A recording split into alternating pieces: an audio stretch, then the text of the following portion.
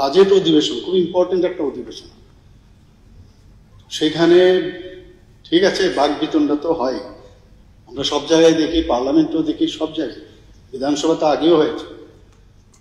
কিন্তু আমার মনে হয় আপনার মাধ্যমে এবং এখানে যারা উপস্থিত আছেন সবাইকে আমি জানাতে চাই এবং আপিল করতে চাই, যারা বিরোধী দলের যারা এখান থেকে বেরিয়ে গেছে, গণতন্ত্রতে ঠিক আছে, রাইট আছে হয়তোবা, কিন্তু ফিরে আসে। কিন্তু এখন যা শুনলাম খবর আসছে, ওনারা নাকি পুরো এই যে বিধানসভার অধিবেশন বাকি যে দিনগুলো আছে ওনারা নাকি অ্যাবসেন্ট থাকবে।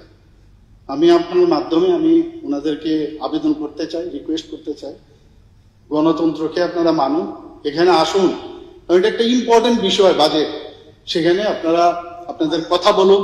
আর বাকি যেসব সমস্যা আছে কথাবার্তার মাধ্যমে আমরা সেগুলো আমরা আলোচনার মাধ্যমে সেগুলো আমরা ঠিক করে নেব, এতে কোনো সমস্যা নেই। ধন্যবাদ।